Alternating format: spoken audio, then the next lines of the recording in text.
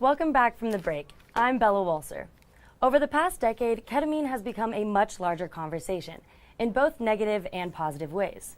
Ketamine is a dissociative medicine that is used traditionally for anesthesia, but also as a treatment for pain management and mental health. You may have heard of the recreational side of ketamine, or maybe even some scarier perspectives like being used as a horse tranquilizer or ketamine potentially playing a part in Matthew Perry's death. However, there is a whole other side of ketamine being used as a medicine. The drug is not only used as an anesthetic, but also as a tool for mental health. This is known as ketamine-assisted psychotherapy. The number of ketamine clinics has grown exponentially as individuals begin to look for alternate ways to help with their mental health. Ketamine clinics even exist right here in Fort Collins. I had the opportunity to speak with 3 different therapists who work at 3 separate Fort Collins businesses that offer ketamine-assisted therapy. There's a lot of hype. There's, people are seeing it in every magazine. It's on the news a lot, positively and negatively. Ketamine-assisted psychotherapy, also known as CAP, is one of the growing ways ketamine can be used beneficially. So CAP is an intervention using ketamine to induce an altered state for people. There's been some benefits have actually been tracked since the 70s for the usefulness of this, antidepressant effects. So enter ketamine to be kind of a rapid change agent and really lift you out of that muck sometimes that we get stuck in to do the things that you might otherwise not do, like participate in doing things for yourself that help you out. The assisted therapy can be useful for many mental health challenges. I have seen it work for a wide range of things, for people exploring things about their identities and relationships, to working with trauma, symptoms of obsessive compulsive disorder. So beliefs, rigid thinking patterns, that's places where people can get really trapped and feel kind of hopeless, and they've tried lots of different things and don't really seem to get traction. But how does ketamine work as an assistant to therapy? Well, ketamine mainly works by having a lot to do with brain plasticity, which is the brain's ability to reorganize and adapt through new connections. Glutamate is the #1 excitatory neurotransmitter. Glutamate has a receptor that ketamine blocks. Ketamine blocks that, so glutamate doesn't work. So ketamine works by blocking off these glutamate receptors, which then causes a spike in these key neurotransmitters. And a couple, 2 or 3 days after, your brain, like I said, very neuroplastic, it puts out dendrites, which are the ends of the nerve cell that make connections to the next part of the nerve cell. And all of a sudden, 10,000 more here and 100,000 more there, and all of a sudden those pathways that you're on forever, making every decision of your life that no matter what it was not very comfortable when you made it. Now you have different ways to kind of approach the same decision.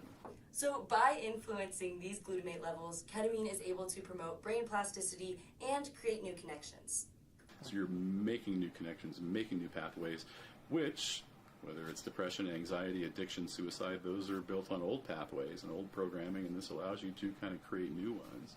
With the help of ketamine to promote more brain plasticity, therapists then work with their patients to create change. We really want to be in here and supported with someone that can help navigate the different material that might show up, and in doing that, create a supportive environment to then they can actually make meaningful change outside of the therapy office, which, in my view, is where the majority of the work happens. The integration is really where the rubber meets the road with this treatment. The work you do in between the time you do the medicine is what really makes the difference. It's called integration. You integrate those things. What do those experiences mean? How does that make movement in your life? However, ketamine does have many perspectives and stigmas that can give the medicine a negative view. I get it, because those stigmas come to folks in a lot of different ways, but maybe at the same time a really honest conversation about how many lives ketamine's changed.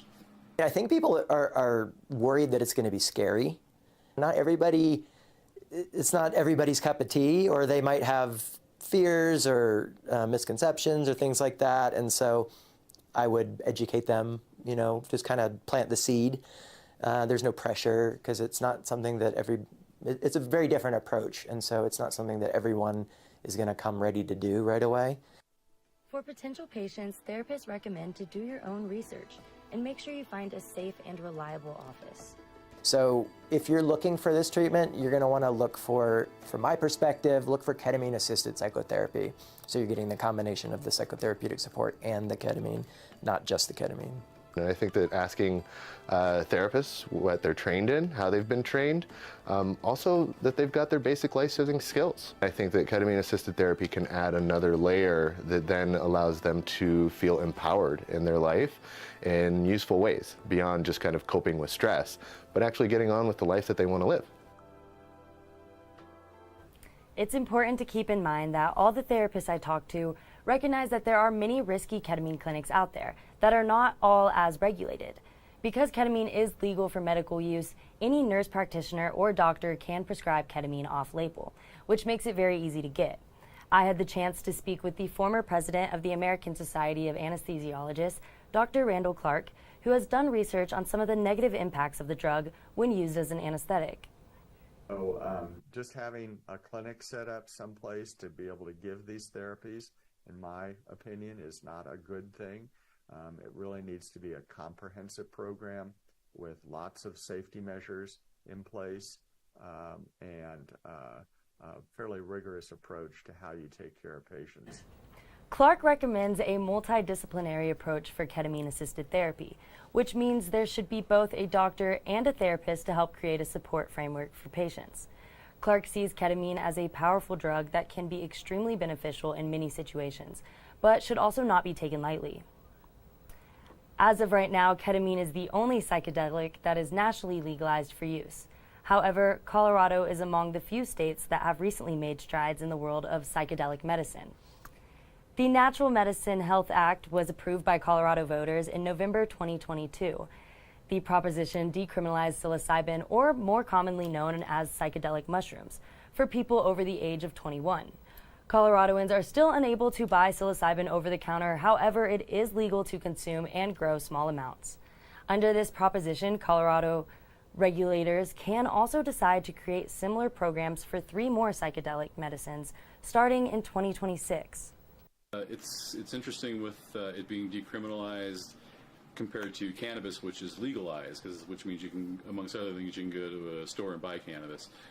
In the Natural Medicine Health Act, there are 4 medicines that were decriminalized, so you can't go to a store and buy DMT or mescaline or ibogaine or psilocybin. But along with psilocybin, MDMA is another psychedelic medicine making breakthrough. At the end of 2023, an application filed with the FDA approved MDMA to treat post-traumatic stress disorder. If the application is approved, MDMA would be the first psychedelic treatment approved, specifically for mental health. It's specifically indicated for PTSD with MDMA, and they're the first to the line with going through this process to potentially have a new psychedelic treatment for mental health indication. I mean, ketamine working in that off-label area is kind of pioneering, but it's not specifically approved. The world of alternatives for mental health is growing fast as more states decriminalize such substances. Many therapists hope these breakthroughs will open the door for more research and nationwide practices. Well, that is all the time we have for tonight's show, but make sure to tune in next Tuesday for a recap on high school swim and dive championships. We'll see you then.